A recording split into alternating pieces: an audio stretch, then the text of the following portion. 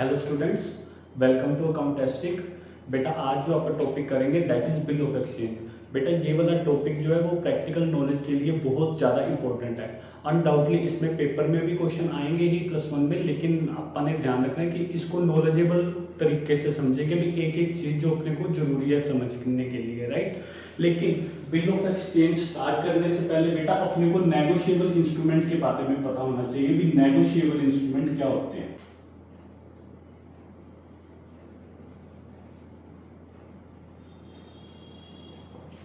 Negotiable instrument क्या होते हैं बेटा, अगर सिंपल लैंग्वेज में बोलूँ, जब आप परचेज सेल करते हैं तो जनरली जो सेलर होएगा ना वो क्रेडिट में सेल करने के लिए अवॉइड ही करेगा, लेकिन फिर भी उसको मार्केट प्रोसेस के बिहाफ पे उसको करनी पड़ेगी, नहीं तो कंपटीशन जो अपना होएगा वो सेल करेगा क्रेडिट में, राइट। क्रेडिट ट्रांजैक्शंस करेंगे तो उसके लिए नेगोशिएबल इंस्ट्रूमेंट पिक्चर में आते हैं, ठीक है। इसमें क्या होता है बेसिकली ऐसे इंस्ट्रूमेंट जहां पे एक पर्सन में किसी पर्सन को पैसे देने हैं और वो मनी या कैश के रूप में नहीं है, वो नेगोशिएबल इंस्ट्रूमेंट के रूप में है, ठीक है। इसमें कौन कौन सी एग्जांपल आप नोट डाउन कर सकते हैं बेटा। इसमें अपना प्रोमिसरी नोट आ जाता है, चेक्स आ जाते हैं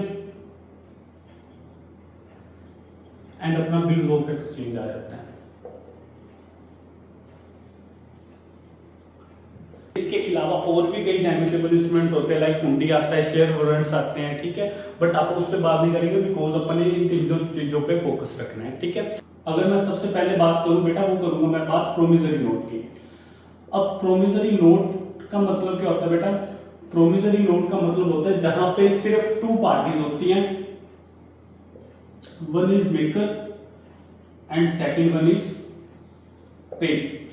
प्रोमिसरी नोट क्या होता है बेटा, प्रोमिसरी नोट में 2 पार्टीज होती हैं, जो रिटर्न प्रोमिस होता है जहां पे एक पर्सन ने दूसरे पर्सन को पैसे देने होते हैं। मेकर कौन सा होता है पर्सन बेटा, जो बिल या प्रोमिसरी नोट बनाएगा, और पे कौन सा पर्सन होएगा, जो भी जिसको पेमेंट मिलनी है, जिसको पेमेंट मिलनी है। लाइक मैं एग्जांपल के तौर पे यहाँ पे क्रेडिटर और सेलर भी लिख सकता हूँ, पेमेंट इनको मिलेगी ना अपने को, और मेकर जो बिल बनाएगा, राइट। मेकर कौन सा पर्सन होगा बेटा, जो प्रोमिसरी नोट बनाएगा, ठीक है। जो प्रोमिसरी नोट जिसको पैसे मिलने हैं उसको क्या बोलेंगे अपन, पे, ठीक होगी बात। ये तो था प्रोमिसरी नोट। जब भी अपन ने क्वेश्चन आएगा प्रोमिसरी नोट का, अपन ने कुछ नहीं करना है, जैसे बिल्स ऑफ एक्सचेंज का ट्रीटमेंट करेंगे बिल्कुल वैसे ही करना है, बट ध्यान रखना है सिर्फ अपन नरेशन में प्रोमिसरी नोट लिखेंगे। जनरली अपन नरेशन में बिल ऑफ एक्सचेंज लिखेंगे जब भी बिल ऑफ एक्सचेंज का क्वेश्चन आएगा, लेकिन यहाँ पे क्या लिखेंगे अपन, प्रोमिसरी नोट। इस बात का ध्यान रखना बेटा, ठीक है। अब बात करता हूं मैं बिल्स ऑफ एक्सचेंज की।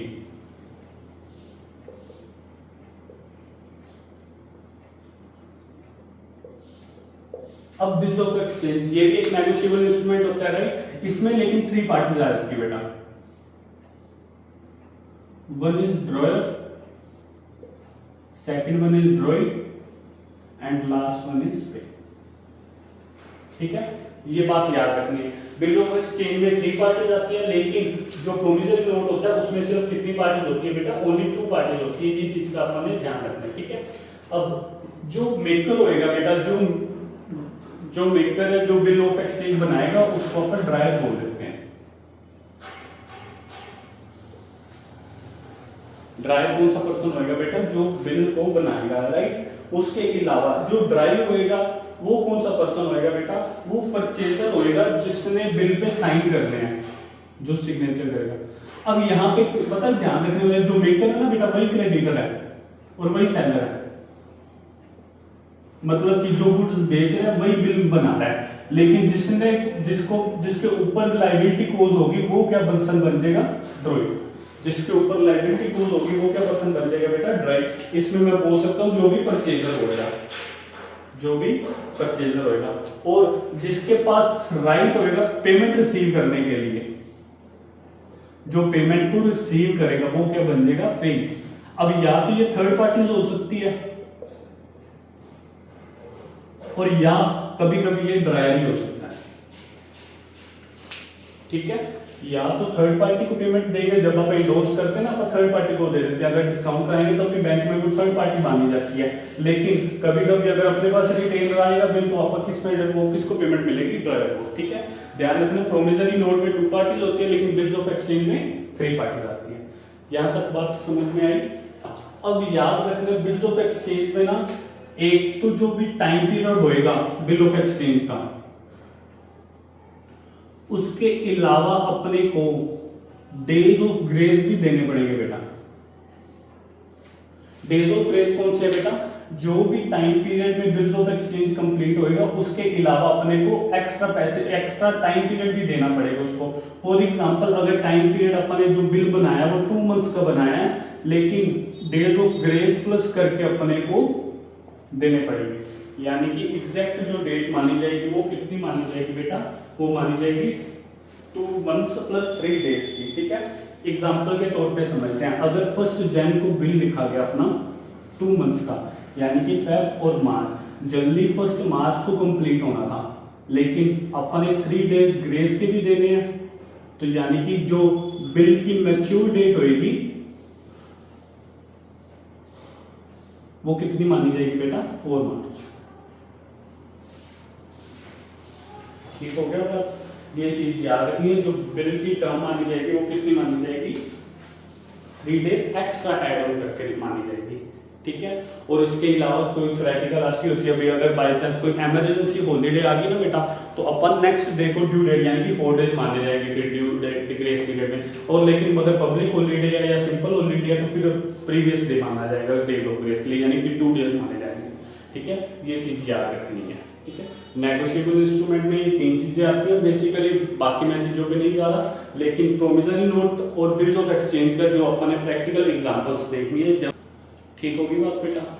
अब अपन देखते हैं कि इस चैप्टर में करना क्या है बेटा। इस चैप्टर में सिर्फ अपन ने जर्नल एंट्रीज करनी है, और जर्नल एंट्री कैसे करनी है बेटा? स्टेटमेंट, छोटी सी स्टेटमेंट होगी, लेकिन हर स्टेटमेंट का मीनिंग समझ के करनी है। अभी इस स्टेटमेंट का मतलब क्या है, अगर कोई सिंगल लाइन भी लिखी हुई है उस लाइन का मतलब क्या है, उस मतलब को निकालना है, फिर उसके बिहाफ पे अपन ने जर्नल एंट्री बनानी है। सिंपल जर्नल जब अपन ने चैप्टर करा था तो वहां पे क्या करा था अपन ने, भी एक लाइन लिखी हुई थी तो अपन ने उस पर जर्नल एंट्री बना लेते थे। सेम यहाँ पे भी देखना है भी सेल हो रही है कि नहीं हो रही, अगर हो रही है तो उसकी एंट्री क्या बनेगी, बिल ऑफ एक्सचेंज हो रहा है तो क्या एंट्री बढ़ेगी, उसके आगे आगे क्या क्या ट्रीटमेंट करेंगे वो सब देखेंगे। ठीक है, मैंने आपको बता दिया कि प्रोमिसरी नोट और बिल ऑफ एक्सचेंज में सिर्फ एक नरेशन का फर्क है, बाकी वर्ड बिल रिसीवेबल में जो जो आप लिखेंगे सेम वही चीजें आएंगी।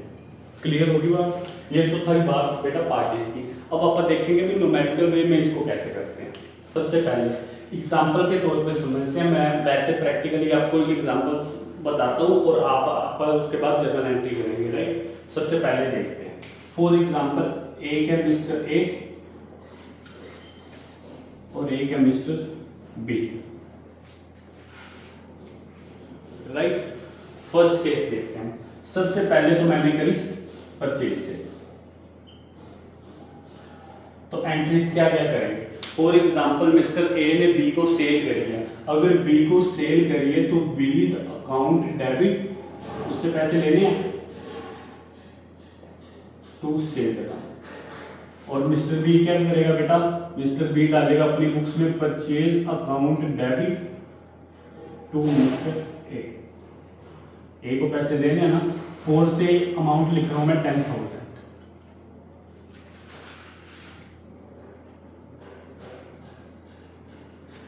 ठीक है बेटा, इसमें फॉर्मेट अपन ने सिंपल ही बनाना है, date particular dial for your debit credit, जो जर्नल का फॉर्मेट होता है। मैं जस्ट समझाने के लिए एक सिंपल एंट्रीज लिख रहा हूँ आपके लिए। ठीक है, परचेज और सेल की एंट्री समझ में आई बेटा।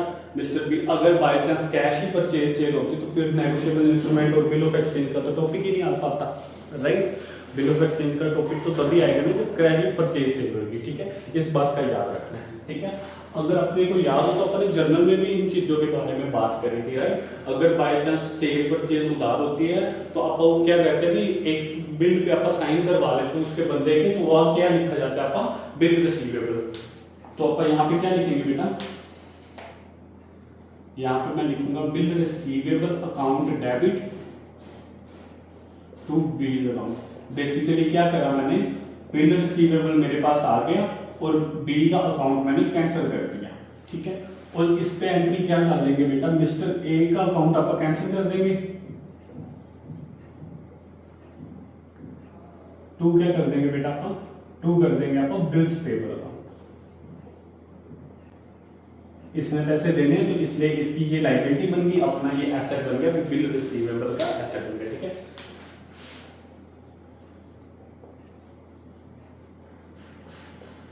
बिल बना दिया अपन।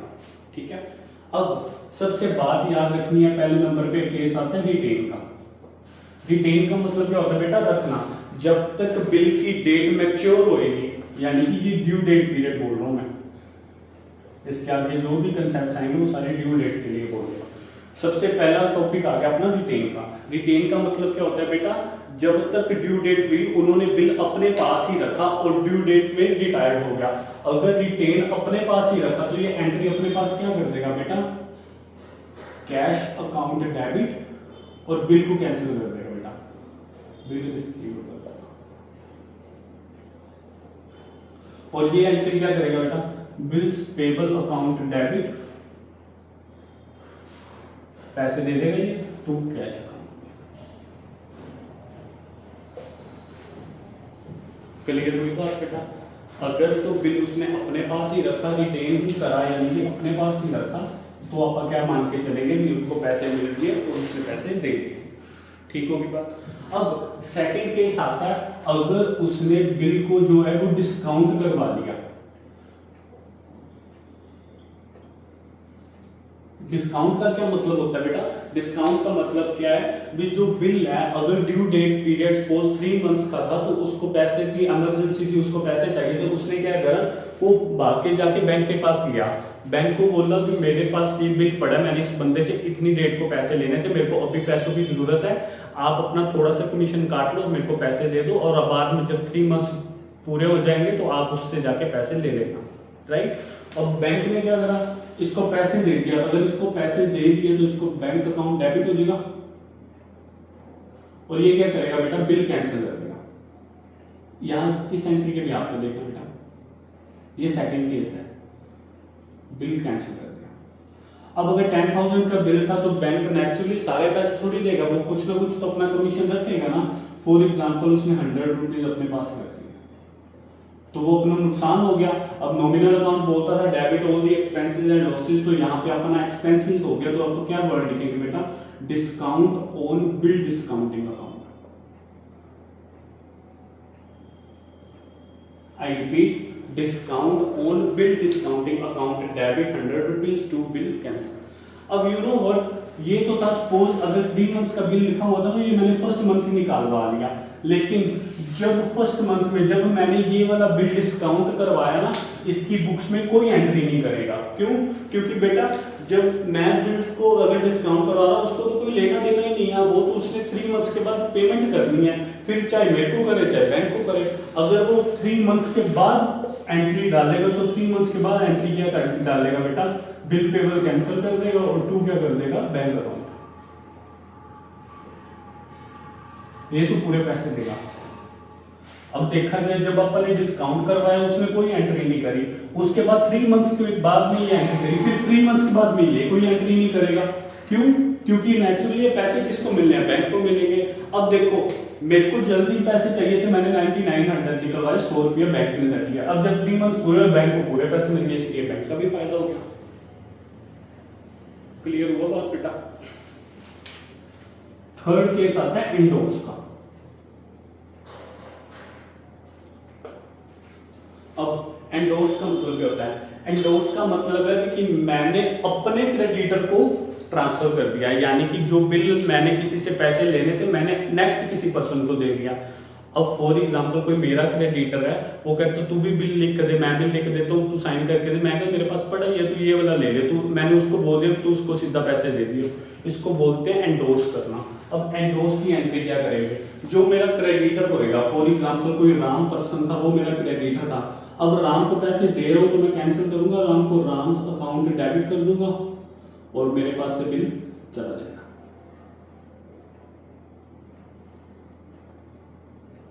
अब ये सेम इसकी बुक्स में कोई एंट्री नहीं करेंगे। क्यों?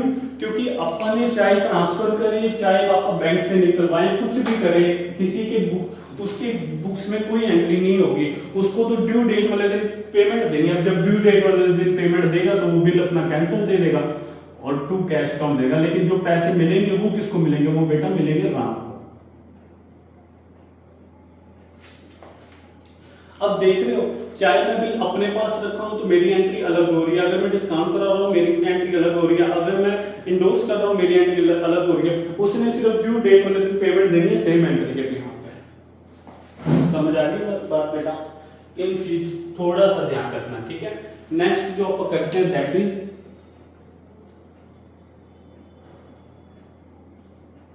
Bills sent for collection.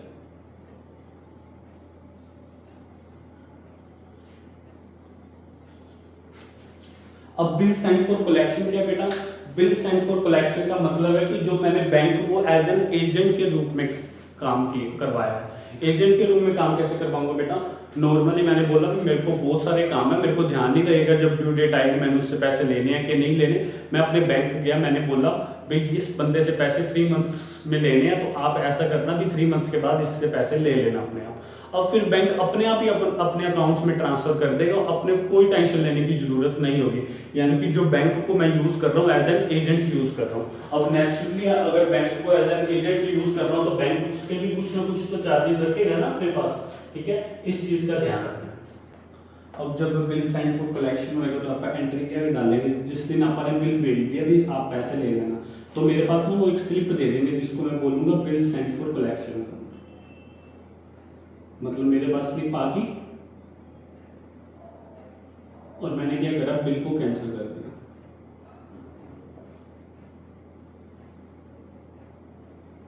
Right.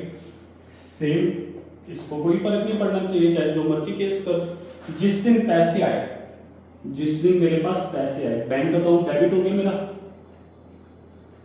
और जो वो पर्ची थी वो मैंने कैंसिल कर दी, जो मेरे पास स्लिप पड़ी थी ना ऑलरेडी बेटा वो मैंने कैंसिल कर दी। That is bill send for collection account. यानी कि अब कुछ ना कुछ तो बैंक ने अपने पास रखे होंगे, वो मेरा खर्चा हो गया, that is known as collection charges. इसको क्या बोलेंगे बेटा? Collection charges. 4 से 200 उसने अपने कलेक्शन चार्जेस रखे। अब ये एंट्री क्या डालेगा, इसको कोई फर्क नहीं पड़ेगा बेटा।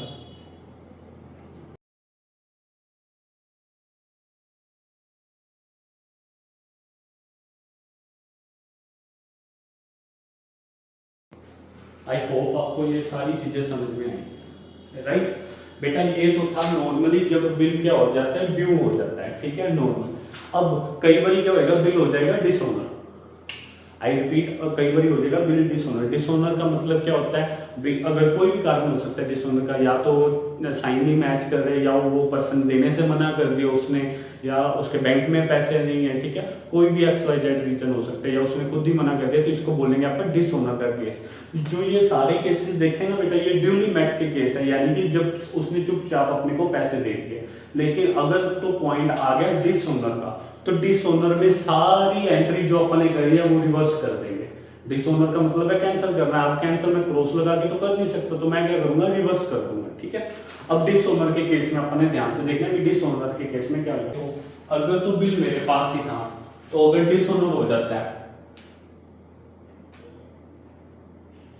अगर तो रिटेन था डिसऑनर हो जाता है, तो फिर मैं एंट्री क्या करूंगा, बी को कैंसिल कर दूंगा, और बी दोबारा से मेरा डेटर बन गया, और बिल को कैंसिल कर दूंगा। अब अगर नोटिंग चार्जेस मैंने पे करने हैं, तो 2 क्या कर दूंगा बेटा, मैं 2 कैश अकाउंट कर दूंगा, क्योंकि पैसे मैंने पे करे। लेकिन देखा जाए तो खर्चा किसका, बी का, तो बी की एंट्री करेगा, देखो ध्यान से, ये बिल पेबल को कैंसिल करेगा, ए दोबारा से क्रेडिटर बन जाएगा। अब इसका खर्चा है तो ये क्या करेगा, नोटिंग चार्जेस अकाउंट डेबिट। खर्चा इसका है ना, तो ये क्या करेगा, नोटिंग चार्जेस अकाउंट डेबिट। देखो ध्यान से, 10,000 का बिल कैंसिल हुआ।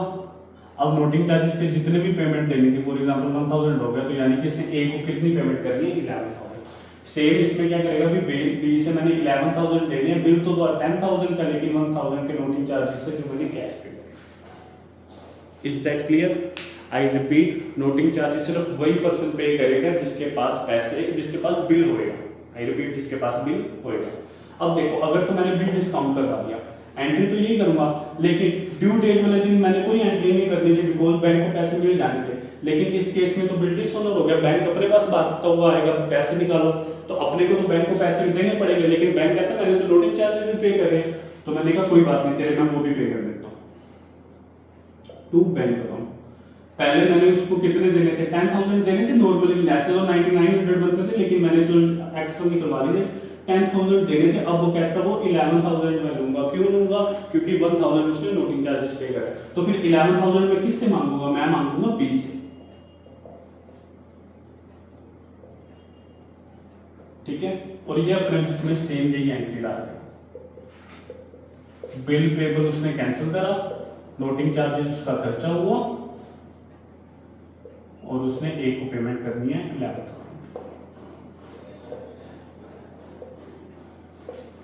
समझ आई बात बेटा? ठीक है, सेम इंडोर्स करा, राम को मैंने कैंसिल कर दिया था, और बिल रिसीवेबल को भी कैंसिल कर दिया, बेसिकली ट्रांसफर कर दिया मैंने। अब जब डिसऑनर का केस हो गया, राम को तो पैसे मिल जाते तो मेरे बैंक बुक्स में कोई एंट्री नहीं करनी थी, लेकिन इसको पैसे नहीं मिले।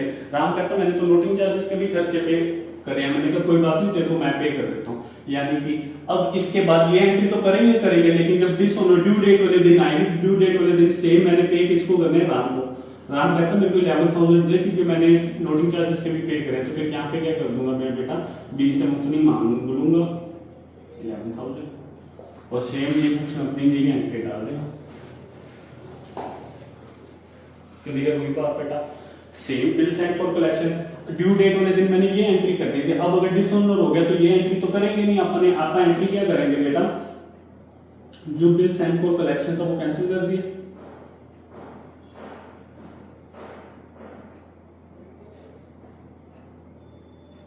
और बी से मैंने पैसे ले लिए। कितने लेने हैं बेटा? 11,000 लूंगा, 10,000 का तो बिल साइन फॉर कलेक्शन था, राइट, और टू बैंक अकाउंट कर दूंगा कितने बेटा? हाँ, और सेम इसकी बुक में यही है। आई होप आपको इतना सब कुछ समझ में आया होगा। डिसऑनर अगर केस हो जाता तो अपने क्या क्या ट्रीटमेंट कैसे कैसे करना है। क्लियर हुई बात बेटा? ना, एक पॉइंट आता है दैट इज रिबेट का।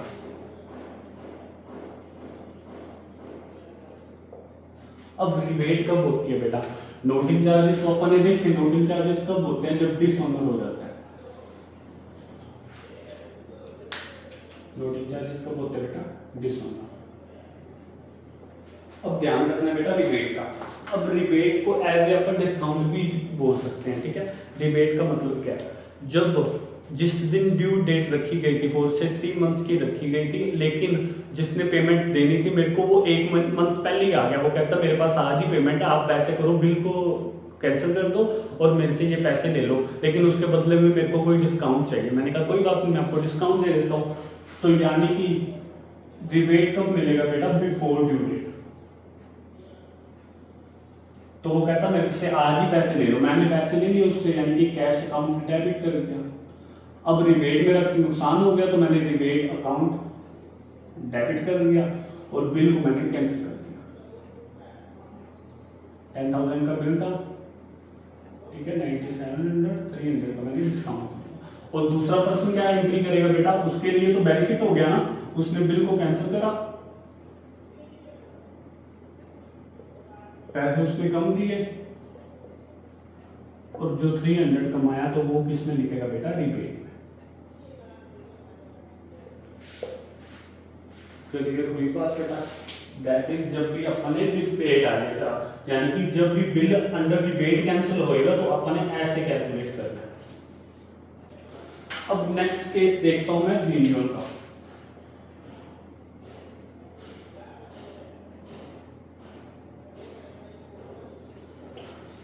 रिन्यूअल का क्या मतलब है बेटा? रिन्यूअल का मतलब ये है, जब ड्यू डेट हुई वो पर्सन मेरे पास आया, वो कहता मेरे पास पैसे नहीं है, आप ऐसे करो, आप ना आधे पैसे आज ले लो और साथ में कुछ इंटरेस्ट भी ले लो, लेकिन एक नया बिल बना दो ताकि मैं नेक्स्ट 3 मंथ्स में पेमेंट कर पाऊँ, ठीक है। उस केस में क्या करेंगे? उस केस में नेचुरली रिन्यूअल के केस में याद रखना बेटा, सबसे पहले तो मेरे को पुराना बिल को कैंसिल करना पड़ेगा। जो मेरा पुराना बिल लिखा हुआ है उसको मैं कैंसिल करूंगा, उसके बाद जो मेरे को कैश दे रहा है अगर कोई इंटरेस्ट भी लग रहा है तो वो भी अपन देखेंगे, ठीक है। ध्यान रखना रिन्यूअल के केस में सबसे पहले तो जो पुराना बिल लिखा होगा मेरे को वो कैंसिल करना पड़ेगा, यानी कि जो मिस्टर बी होएगा वो दोबारा से मेरा डेटर बन जाएगा और पुराने बिल को कैंसिल कर दूंगा, ठीक है। सेम इसमें भी ये भी पुराने बिल को कैंसिल करेगा और मिस्टर ए को दोबारा से डेटर बना देगा, क्रेडिटर बना देगा। ठीक होगी बात। अब वो कहता मेरे पास ना 1000 है, ये आप अभी कैश ही पकड़ लो, मेरे पास 1000 पैसे आ गए, एक का अकाउंट बी का अकाउंट कैंसिल कर देना। क्लियर हुई? सेम इसने ए को पैसे दे दिए, ए कैंसिल हो गया, कितने पैसे दे दिए 1000। अब कायदे से देखा जाए कितने पैसे रह गए बेटा 9000 का वो कहता न्यू बिल लिख लो, साथ में मैं आपको इंटरेस्ट भी पे कर रहा हूँ, यानी कि मिस्टर बी को कैंसिल, देखो ध्यान से, मिस्टर बी से लेने थे पैसे, यानी कि अब मेरे पास क्या आ गया बिल रिसीवेबल। वो कहता मैं आपको दूंगा 9200 कैसे देगा, वैसे तो 9000 बनते हैं बिकॉज 10000 का बिल उसने कैंसिल करवाया, 10000 बेसिकली मैंने लेने हैं उससे, अब 1000 उसने दे दिए मेरे को, लेकिन वो फिर भी कहता है मैं 9200 दूंगा, यानी कि बी का अकाउंट अगर मैंने कैंसिल करा है तो किससे करा होगा 9000 से। अब जो 200 वो एक्स्ट्रा दे रहा है तो वो मेरा फायदा हो गया, तो मैं वो क्या लिखूंगा टू इंटरेस्ट अकाउंट। कई बार क्या होगा बेटा इंटरेस्ट के पैसे कैश दे देगा तो यहाँ पे टू इंटरेस्ट लिख दूंगा, ठीक है। अगर पैसे कैश में मिल रहे इंटरेस्ट के टू इंटरेस्ट लिख दूंगा। बेसिकली 10000 लेने थे लेकिन इस बार मेरे को मिल रहे 10200। पहले क्या करना है, पहले पुराना बिल कैंसिल करना है, फिर जो पेमेंट आ रही है वो ले लेनी है और उसके बाद नया बिल लिख देना विद इंटरेस्ट है, अगर नहीं है तो फिर ऊपर वाले कैश में होगा इंटरेस्ट, ठीक है। अब सेम ये क्या करेगा, नया बिल लिख रहा है तो यानी कि मिस्टर ए का अकाउंट कैंसिल कर देगा, कितने से करेगा 9000 का। अब जो इंटरेस्ट था बेटा वो इसका नुकसान हो गया, खर्चा हो गया ना, तो ये डेबिट कर देगा, टू क्या कर देगा बिल पेबल के उसने पैसे देने हैं। क्लियर हुई बात बेटा? That is renewal. रिन्यूअल का मतलब क्या है, जब भी ड्यू डेट, पहले तो पुराना बिल कैंसिल करना है, वो कहता नया बिल लिख लो, मैंने नया बिल लिख लिया, वो कहता कुछ पैसे कैश ले लो, मैंने कैश नहीं ले लिया, वो कहता मैं उसके बदले में इंटरेस्ट दूंगा आपको, ठीक होगी। मतलब क्या है, पुराना बिल फाड़ के अपन ने नया बिल लिख रहे हैं। अब नया बिल जब लिखेंगे तो नेचुरली अगर एक्स्ट्रा टाइम पीरियड आप उसको दे रहे हैं तो नेचुरली कुछ ना कुछ तो अपन करेंगे ना, दैट इज टू इंटरेस्ट, ये अपनी इनकम होगी और इसके लिए इंटरेस्ट क्या होगा खर्चा हो गया। बेटा लास्ट टॉपिक है वो अपना है इंसॉल्वेंट का केस। इंसॉल्वेंट का मतलब क्या है, वो बंदा बैंकक्रप्ट हो गया, यानी कि उसके पास कोई पैसे अब देने को नहीं है। स्टेटमेंट में कई बार बेटा 40 पैसा इन रुपी लिखा होता है या 60 पैसा इन रुपी लिखा होता है, यानी कि 40 पैसा इन रुपी है, यानी कि इसको मैं क्या मान सकता हूँ 40%। 60 पैसा इन रुपी होता तो मैं क्या मानता इसको 60%, ठीक है। इस बात का ध्यान रखना। अब बंदे के पास पैसे नहीं है पूरे देने को, वो बैंकक्रप्ट हो गया, अपने को सिर्फ 40 मिल रहे हैं, अब क्या कर सकते हैं। अपन ने जनरल में देखा हुआ बेटा ये कौन सा केस बन जाता है, ये बन जाता है बैड डेट का केस। इंसॉल्वेंट पर्सन हो जाए तो अपन क्या लिख सकते हैं बैड डेट। अब सबसे पहले तो अपन ने पुराना बिल कैंसिल करेंगे। अगर पुराना बिल कैंसिल कर रहा हूं मैं तो बिल रिसीवेबल कैंसिल करूंगा और बी को दोबारा से डेटर बना दूंगा।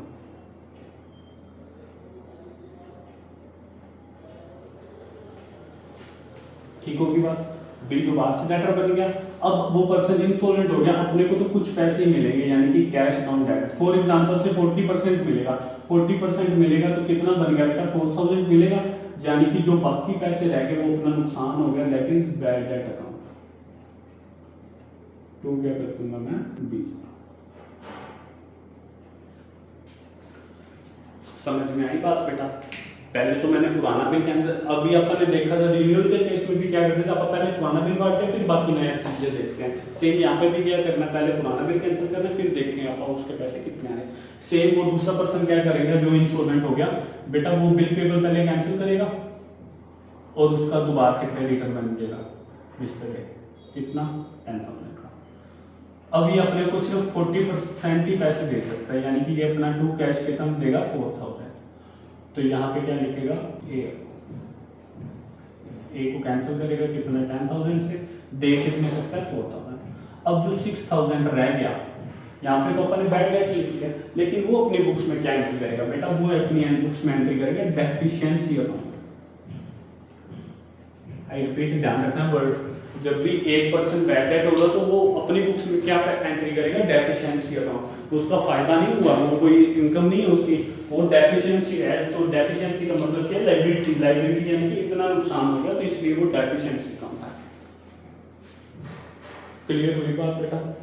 सबसे पहले अपन ने क्या देखा, अगर तो बिल रिटेन हो जाता है, अगर तो बिल अपन डिस्काउंट करवा देते हैं, फिर अपन बिल इंडोर्स कर देते हैं, और लास्ट में देखा बिल सेंड फॉर कलेक्शन। पहले तो अपन ने नॉर्मली अगर बिल मिल रहा है तो अपन ने क्या क्या ट्रीटमेंट करना है, अगर बाई चांस डिसऑनर हो जाता है तो उसका ट्रीटमेंट देखा। इसके अलावा अगर डिसऑनर का केस हो जाता है तो नोटिंग चार्जेस का केस देखा। अगर रिबेट होती है तो यानी कि ड्यू डेट से पहले मिल जाता है तो वो केस देखा। फिर अपन ने देखा रिन्यूअल का कंसेप्ट। रिन्यूअल का क्या मतलब था बेटा, पुराना बिल कैंसिल करके नया बिल लिख लेना। और लास्ट पे अपन ने देखा इंसॉल्वेंट का केस। इंसॉल्वेंट का क्या मतलब था, भी उसके पास पैसे नहीं है देने को, तो आप क्या करेंगे, पहले बिल कैंसिल करेंगे, देन उसके बाद आप बैड डेट वाली एंट्री डालेंगे। ठीक होगी बात बेटा? आई होप आपको सारा चैप्टर ऑलमोस्ट क्लियर हो गया होगा। अगर आपको फिर भी कोई डाउट है तो आप अपना कमेंट सेक्शन में कोई भी डाउट पूछ सकते हैं। I hope I will resolve that. ठीक है, thank you very much and I hope you like the video.